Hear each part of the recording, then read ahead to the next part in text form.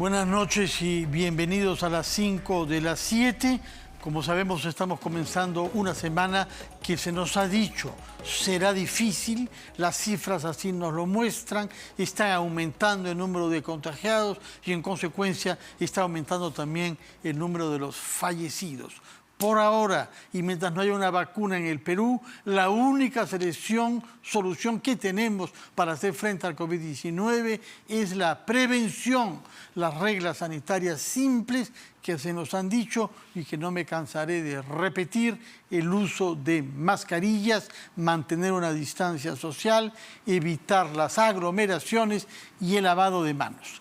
Vamos a comenzar nuestro programa conversando con dos especialistas médicos, a ambos peruanos, una formada en los Estados Unidos, Valérie Pazoldán, el otro es un médico peruano establecido desde hace décadas en París, donde tiene funciones eminentes como responsable de emergencias en uno de los hospitales más grandes de Francia, el Hospital Bichat. Me estoy refiriendo a Valérie Pazoldán y a Enrique Casalino. Muy buenas noches, nuestros invitados. Buenas noches, gracias por la invitación. Señor Casalino, he abierto hace pocos minutos el diario francés de referencia, Le Monde, y veo que en su primera página la noticia principal es su hospital, el Hospital Bichat, y se nos da cuenta de una situación sumamente difícil porque se están acercando, pese al volumen de este hospital más que centenario, a la saturación total de camas UCI. Cuéntenos, por favor, ¿qué hace un médico responsable de la emergencia como usted cuando se hallan en la situación en la que el diario Le Monde describe que es la que prevalece en su hospital? El fenómeno de saturación de los hospitales actualmente no es solamente en relación al COVID. Hay que recordar a todos nuestros oyentes que cuando un hospital tiene 100 camas, trabaja con 100 camas y esas camas están en permanencia ocupadas. Cuando llega una enfermedad como el COVID y ocupa 30, 40, 50% de las camas, eso quiere decir que en la otra mitad de camas hay que hacer el 100% del trabajo. Lo que puede ocasionar que en un momento un paciente que tenga una embolia pulmonar, un accidente de tránsito, un infarto, un derrame cerebral, no tenga la posibilidad de encontrar una cama para ser hospitalizado en UCI. Ese es el primer nivel. ¿Y qué se hace en ese caso que imaginamos es dramático para un médico? Por supuesto. Imagínese usted que tendríamos que discutir y tener que escoger entre pacientes. Y eso es algo que éticamente es sumamente contestable y que políticamente acá en Europa sería, y en Francia sería inaceptable para la población general. Ahora, durante la primera ola en Francia, donde recuerdo que usted se halla, y muchas gracias por eso, porque es la madrugada ya ahí, hubo trenes alquilados, enteramente acondicionados para transportar hacia el oeste de Francia, que estaba menos afectado, e incluso hacia Alemania, ¿no? Efectivamente, una de las maneras de lograr hacer que la presión se reduzca es transferir pacientes. Hemos transferido pacientes y actualmente hay pacientes que han sido transferidos de la región de Lyon, de la región de Grenoble, del este de Francia hacia el oeste y un poco más al suroeste, para lograr evitar que los servicios de UCI, los servicios de emergencia y los servicios de hospitalización en medicina se encuentren saturados. El principio acá es que el Estado tiene obligación de ocuparse de todos los pacientes y que en ningún caso se puede aceptar que un paciente no sea aceptado en un hospital. En ningún caso. Señora Valérie Pazoldán, usted se ha formado, creo, en la Facultad de Medicina de la Universidad de Carolina del Norte, en Estados Unidos, si mis informaciones son exactas, y me imagino que estará siguiendo con algún interés la manera como los diferentes estados en Estados Unidos reaccionan ante el tema del COVID y sobre todo en este caso a la vacunación, porque se ha propuesto Biden conseguir que se vacune a 1 millón de norteamericanos cada día. Primero quiero aclarar que tengo mi doctorado en salud pública. Salud pública. No sí. en medicina. Pero lo que voy a comentar es... siento que hay un doble sonido, no sé por qué, pero bueno. La escuchamos muy bien y con gran que interés. Aprendamos de la situación, aprendamos de la situación de Estados Unidos. Acá en el Perú se tiene previsto que va a llegar la vacuna en las siguientes semanas y demora la logística para llevar las vacunas a las poblaciones y deberíamos ya estar preparándonos. En Estados Unidos lo que yo he escuchado es que cada estado lo hace por su cuenta. Algunos lo hacen en los supermercados, algunos los hacen en las farmacias, otros están distribuyendo a través de universidades y colegios. Entonces, para prepararnos en el Perú hay dos cosas que podemos estar preparándonos mientras que esperamos la llegada de la vacuna. Uno es empezar la logística para la distribución, para asegurarnos de que tengamos todo movilizado y listo para poder vacunar a la mayor cantidad de gente posible en menor cantidad de tiempo, número uno. Y número dos, también ha habido una reducción en la gente que dice que se vacunaría. Hay más y más gente que están en duda de que si se vacunarían. Entonces creo que en este momento también es bien importante empezar a entender cuáles son los temores de la población, cuáles son los temores de diferentes elementos, de diferentes partes de la comunidad, para poder hacer mensajes apropiados a la comunidad para que cuando llegue la vacuna estemos listos y no desperdiciemos esa oportunidad. Efectivamente, son dos desafíos de salud pública importantes. Doctor Casalino, ¿ha escuchado usted a la doctora Valérie Pasoldán? En Francia también, curiosamente, pese al racionalismo que se atribuye al pueblo francés, hemos visto que hay un porcentaje elevado de personas que desconfían de la vacuna. Y al mismo tiempo han aparecido algunas figuras un poco charlatanescas que han preconizado medicamentos sin garantías científicas y en algunos casos incluso enfrentan también ahí el riesgo, que en el Perú es bastante acentuado, de automedicación. Explíquenos, por favor, qué pasa en la mente de quienes desconfían de las vacunas y qué política pública se lleva a cabo en Francia para convencerlos de que es lo mejor para ellos y para las personas con las que ellos alternan. Es un tema sumamente importante. Francia está confrontada desde hace varios años a un aumento en el número de personas que son, yo diría, resistentes a la vacuna. No están opuestos, pero tienen una cierta resistencia. Los opuestos representan en realidad menos de 10% de las personas. Y es gente que tiene una actitud política, un nivel de argumentos que es completamente falacioso y honestamente la actitud, no hay ni siquiera que discutir con ellos, no quieren vacunarse, que no se vacunen, no hay ninguna dificultad, es menos de 10% de la población. La población que tiene una resistencia, que tiene algunas dudas, es su más legítimo derecho y es nuestro rol de darle los buenos argumentos, y hay que personalizar los argumentos. En algunos casos hay que dar datos científicos, no hay problema de tolerancia, no hay problema de eficacidad, hay que dar algunos elementos científicos de cómo se desarrolla una vacuna, por qué esta vacuna o tal otra son diferentes, pero que las dos pueden ser útiles. En otros casos hay que dar algunos argumentos un poco más un poco más éticos. Me vacuno para protegerme, pero me vacuno también para proteger a los otros. Y siempre en una vacunación hay un lado altruista. Y muchas personas, cuando comprenden ese lado altruista, ese sentimiento de yo me protejo, pero protegiéndome protejo a los otros, son capaces de decir, ok, me voy a vacunar.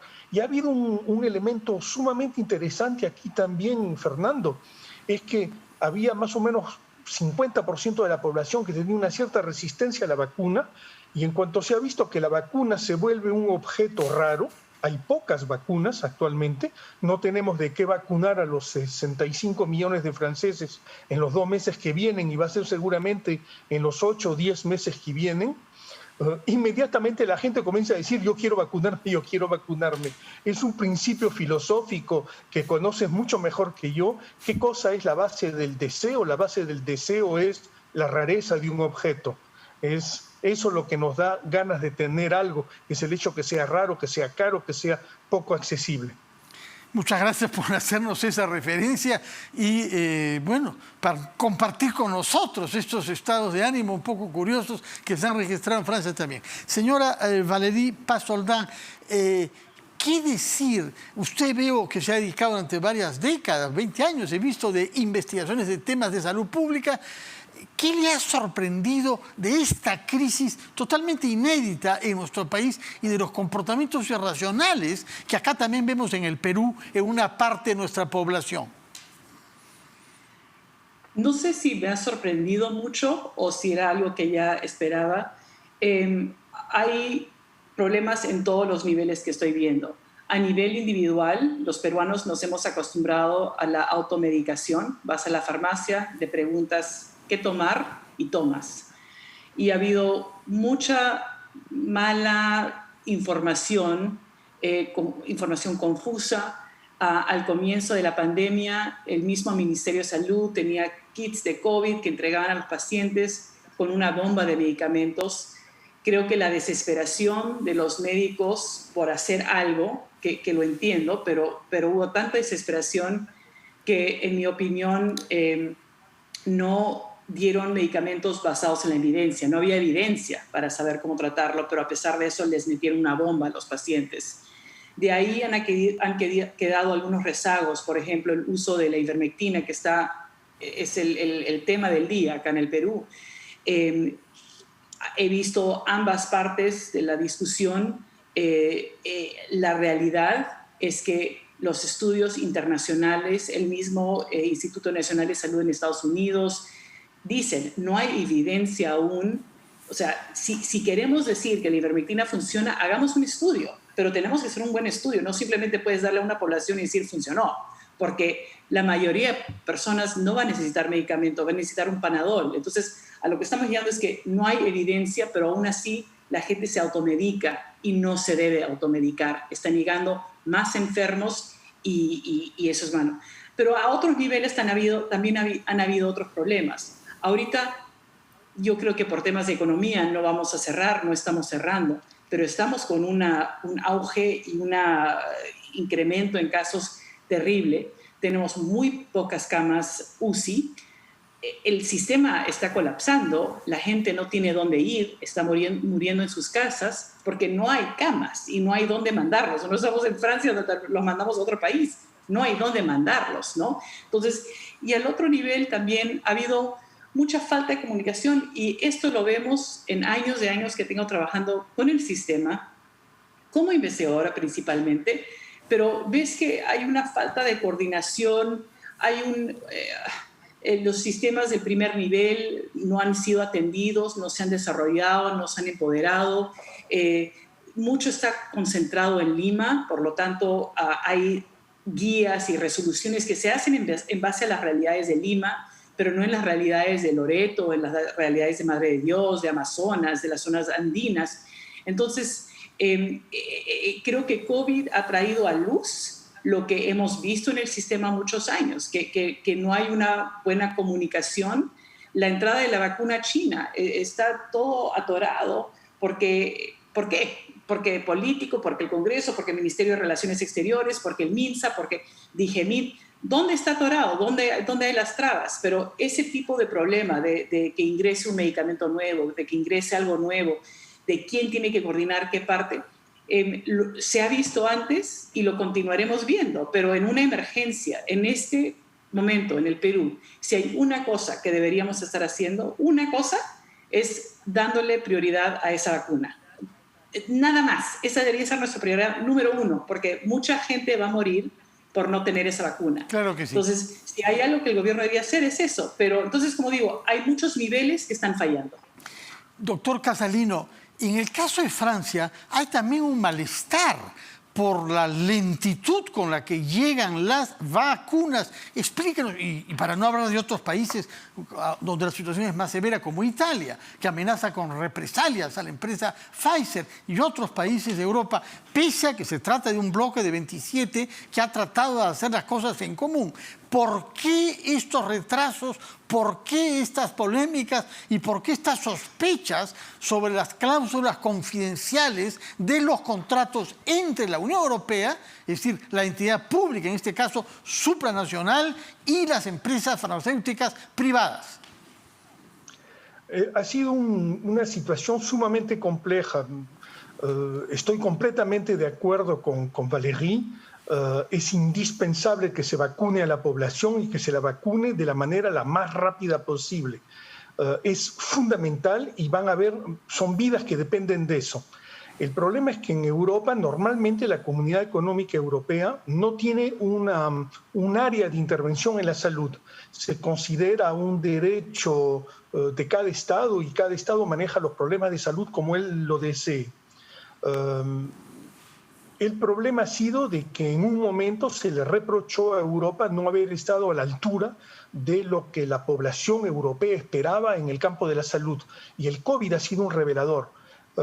Inmediatamente después de eso, la Comisión Europea se apropió de este asunto y dijo, yo voy a comprar, voy a negociar, vamos a tener las dosis y las vamos a distribuir de manera proporcional en función de los países. Bueno, hoy en día ese valor parece sumamente importante y pienso que todo el mundo lo comparte, pero en el fondo los franceses y los alemanes dicen ¿por qué nosotros tenemos que esperar que primero los griegos y los letones hayan tenido la vacuna cuando nosotros la podemos pagar y podríamos tenerla antes? Eso ha sido un primer elemento. Y el segundo elemento han habido errores de comunicación, Fernando. La política es comunicar y comunicar correctamente y sobre la base de valores. Han habido errores de comunicación. Un amigo periodista acá en Francia me decía, si tuviéramos que escribir un libro de todos los errores que uno puede cometer en comunicación a propósito de cómo se maneja una pandemia en un país, el gobierno francés los ha cometido todos. Como seguramente muchos otros países, porque ha sido el hecho también de una serie de, en el buen sentido, una serie de situaciones que no se conocían, que no sabíamos cómo manejarlas. Los datos científicos cambian todos los días y lo que hoy día es una verdad absoluta, mañana es una total falsedad, porque la evolución científica tiene eso de extraordinario. Cada día hay que poner en duda cada una de nuestras convicciones y seguir avanzando. Y eso ha sido una situación que hace que la situación política es sumamente inestable. Y me imagino que en el Perú, tanto como acá en Europa, en Francia, pero también en España, también en Italia, y la situación es compleja. Y te voy a decir, lo dije en la televisión francesa hace poco, no quisiera el puesto de ministro de Salud ni por todo el oro del mundo. Pero ya es difícil en el que tiene usted, el que está frente a los pacientes y frente a los familiares que presionan, no es el ministro, es usted. Sí, claro que sí, porque ahora el problema de la vacuna es que, te doy el ejemplo, mis propios suegros, los padres de mi mujer, que tú conoces, no se querían vacunar. Y en cuanto ha llegado la vacuna, fueron los primeros a hacer la cola, a ir a pedir, porque el hecho de que la vacuna llegue... Ojalá que no nos estén escuchando en Francia. A pedirla. Entonces, todo el mundo quiere ahora la vacuna, todo el mundo quiere la cita, todo el mundo se inscribe en internet para tomar su cita y el gobierno ha tenido que comenzar a anular citas y tener que desplazarlas hacia más tarde. ¿Te puedes imaginar el sentimiento de esas personas cuando se han inscrito y de que les dicen no, tenías cita para el 8 de febrero y finalmente el 8 de febrero no te vas a vacunar? Actualmente se ha comenzado a vacunar a las personas de más edad, Valérie y Fernando, para proteger del riesgo de muerte, porque es ahí donde había la mayor cantidad de muertes. Se vacunan a las personas de más de 75 años y se vacunan a las personas de más de 50 años que tengan una situación clínica sumamente grave, un cáncer, una insuficiencia respiratoria crónica, algo severo. Y se ha vacunado también al personal de salud de más de 50 años y con un antecedente. Entonces, por ejemplo, yo ya recibí mi primera dosis y ahora la segunda dosis tenía que recibirla el 1 de febrero, seguramente será el 8 de febrero o el 15 de febrero. Pero cuidado que no se postergue mucho, porque hay plazos que no son aleatorios, claro, me parece, ¿no? Entonces, ves, Fernando, que acá también, como digo siempre, en todas partes se cuecen habas, la situación de penuria, de dificultad a obtener un circuito logístico regular, lo que está haciendo que muchos hombres políticos dicen, si es así, rompemos el monopolio de la industria farmacéutica. Pero bueno, sin la industria farmacéutica no tendríamos tampoco la vacuna. Y este es un debate existencial. Valérie, estoy seguro que estás de acuerdo conmigo, hay que apoyar o no a la industria farmacéutica. Eso es un problema fundamental hoy en día y hay una gran discusión acá, como me imagino en muchos otros países. Sí, Valérie, quería decir algo sobre esto, porque me parece, hablando de Francia, nos ha recordado muchas las cosas que pasan en el Perú, ¿no? Sí, bueno, creo que un par de temas importantes es, en un momento pensamos que nos sacaron de la cola, o sea, por todos los problemas políticos que tuvimos en noviembre, hubo la idea de que tal vez ya no iban a llegar las vacunas hasta quién sabe cuándo. Creo que un tema importante que se tiene que mencionar es que el virus sigue mutándose, siempre se muta. O sea, el virus, por sobrevivir, siempre tiene cambios, bueno, pues cambia. Y el que es más contagioso, el que sigue sobreviviendo más, porque logra contagiar a más gente y termina siendo la cepa, la variante más que llega a más gente, ¿no? Entonces, y el problema cuando no vacunas a todo el mundo a la misma vez, el problema cuando solamente los países ricos, como Estados Unidos, Europa, son los únicos que logran tener la vacuna y los demás no la tienen, es que a la hora de la hora todos vamos a sufrir si continúa mutándose, porque si todos los países ricos se vacunan y no llega nada acá, y la mutación va a continuar acá y va a regresar para allá. Entonces, realmente lo que necesitamos hacer para parar la curva acá en el Perú y a la misma vez a nivel global es una intervención a nivel global. O sea, todos tenemos que hacer esta vacunación. Y en el Perú en este momento lo que tenemos que hacer es, ya que todavía no tenemos la vacuna, en Francia me has hablado un poco de las poblaciones que van a vacunarse. Sé que en la fase 1 en el Perú empieza con profesionales de salud. Muchos se han muerto por tratar a las personas, entonces necesitamos darles prioridad, si no, no vamos a tener quien nos cuide. Van a ser policías, militares, y después el tercer grupo es bomberos y cierta población que está en la línea ahí trabajando con la población. La segunda fase recién llega a los mayores de edad, a las personas mayores de 65, si no me equivoco, a comunidades indígenas y adultos que tienen comorbilidades. Y recién en la tercera fase llegan los demás, entramos los demás. Entonces, sí se ha hablado un poco del faseamiento, de cómo se va a distribuir la vacuna a diferentes poblaciones, pero creo que un tema importante de nuevo es, menos mal que sí existen ciertas entidades globales que hablan de la importancia de equidad, que a pesar de que la vacuna se desarrolla en Europa o en Estados Unidos, la realidad es que la vacuna se construye en las espaldas y en los hombros de muchos científicos que no han trabajado para las farmacéuticas. O sea, esta tecnología del ARN, de la RNA en inglés, se ha desarrollado porque hay científicos que se han dedicado 1 década, 2 décadas a trabajar con el ARN y ver las posibilidades que hay. Y si se logró lo que se ha logrado es porque han habido un par de científicos que por interés, por curiosidad, lo han hecho. Y en base a esa tecnología, las farmacéuticas han construido una vacuna de alta tecnología, ¿no? Entonces, realmente todos los 10 años previos no fueron necesariamente financiados por las farmacéuticas, fueron financiadas muchas veces por gobiernos. Y a la vez, o sea, tenemos a entidades como la OMS, Gavi, que es una alianza global para la vacunación, que dicen, ok, las vacunas también se han probado, se han hecho las pruebas fuera de estos países ricos. Perú ha participado en varios estudios clínicos.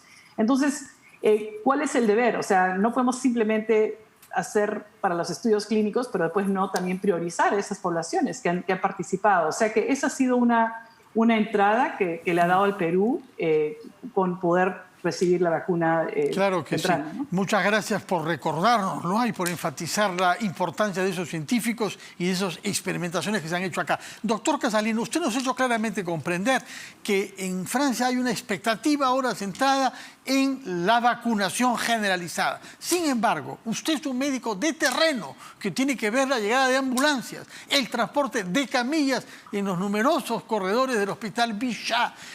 ¿Qué hace un médico? ¿Cuáles son los medicamentos que se usan desde los primeros estadios del malestar hasta justo antes de entrar a una cama UCI? Porque acá, a falta de una explicación clara de qué medicamentos debemos usar, como ha dicho la señora Valérie Pasoldán, se ha generalizado la automedicación. ¿Cuál es la norma en Francia para los medicamentos que deben ser usados en las diversas fases de la infección? Han habido recomendaciones oficiales de las sociedades científicas, la Sociedad de Enfermedades Infecciosas, de la que soy miembro, los hospitales de París, los hospitales universitarios de París, hemos hecho una serie de recomendaciones y el médico no puede prescribir fuera de las recomendaciones científicas o fuera de lo que se llama la autorización del medicamento. Si un medicamento uno puede prescribirlo, voy a dar cualquier ejemplo, en la enfermedad de Parkinson, yo no puedo ir y prescribir solo a alguien para otra enfermedad. Tiene que ser precisamente en la enfermedad de Parkinson y en una forma especial de la enfermedad de Parkinson. Si cada vez que un médico prescribe, él compromete su responsabilidad civil y penal. Civil y penal quiere decir que si el paciente tiene un efecto secundario, cualquier efecto colateral en relación al tratamiento o una pérdida de chance porque no tuvo el buen tratamiento y el médico, el tratamiento que le dio no era adaptado, como prescribió fuera de la prescripción de la recomendación, es su responsabilidad civil. Él tiene que pagarle al paciente y es su responsabilidad penal, puede ir preso por eso. Cada vez que uno de nuestros colegas prescribe fuera de las recomendaciones, porque a él le parece que es una buena idea y piensa de manera empírica, el empirismo puede tener un lado positivo, Fernando, quiere decir basado en la experiencia, pero mi experiencia no es suficiente para darle a mis pacientes un tratamiento. El problema en el Perú no solamente ha sido el autotratamiento, ha sido también el hecho de que muchos colegas han recomendado, han usado y han prescrito y han recomendado de manera no científica, y estoy completamente de acuerdo con Valérie, de manera sin ninguna prueba científica, la utilización de remedios. Y eso es un error colosal, porque el mundo científico no avanza así. No se hace beneficiar a los pacientes de una buena opción terapéutica y no hay la presión del sistema para que desarrollemos nuevos tratamientos. Es fundamental ahora regresar a un modo mucho más científico, mucho más riguroso y que no caigamos en el pánico, en el miedo. El miedo no es un buen consejero. Lo que es un buen consejero es la reflexión, es el compromiso personal con una causa. Cada uno de nosotros, y retomo tus palabras, Fernando, es un actor de prevención. Tenemos que reforzar la prevención en el Perú. Es dramático que la situación en el Perú actual sea en pleno verano, cuando deberíamos estar pasando un verano un poco más tranquilo. Y no puede ser que hoy en día el Perú esté colapsando su sistema de salud en pleno verano. ¿Qué va a pasar cuando el invierno va a llegar? Si la población no está vacunada, va a ser una hecatombe. Y no es ni siquiera imaginable que hayamos llegado a una inmunidad de rebaño. No va a ser posible sin la vacuna. Así es que es fundamental, hay que ver lo que está pasando en el Brasil, en Amazonas, en el estado de Amazonas. No puede ser. Hay que ser mucho más consciente en el mundo médico, mucho más responsable y consciente en la población general, y cada uno de nosotros es responsable de su propia seguridad y de la seguridad de todos nuestros compatriotas. Así es. Doctora Valérie Pasoldán, palabras finales, por favor. Ya que en este momento el gobierno no está imponiendo ninguna cuarentena, suplico a mis compatriotas que ustedes hagan la cuarentena la más rígida que puedan hacer. Usen sus mascarillas si tienen que ir al mercado. En este momento compraría mascarillas quirúrgicas de la farmacia, se pueden comprar en cajas de 100. Las de tela no creo que tengan suficiente eficacia. Sean suficientemente buenas. Entonces, pónganse su quirúrgica, la pueden reusar, cuélguenla cuando lleguen en un lugar seguro y se pueden asegurar que tengan un buen sello. No se automediquen, hagan la cuarentena más posible porque ahorita, hasta que llegue la vacuna, el gobierno por ahora no está interviniendo y me preocupa muchísimo lo que nos va a pasar si es que no tomamos una intervención hecha por nosotros mismos para frenar esta situación. Muchas gracias, Valérie Paz-Oldán. Recuerdo que usted es doctor en salud pública. Muchas gracias, doctor Enrique Casalino, que nos ha hablado cerca de las 2 de la mañana para usted en Francia, médico responsable del servicio de emergencia del Hospital Bichat y de los hospitales universitarios de París. Muy buenas noches para usted y también para usted, señora Paz-Oldán. Hacemos una pausa y cuando regresemos hablaremos con el politólogo Carlos Meléndez.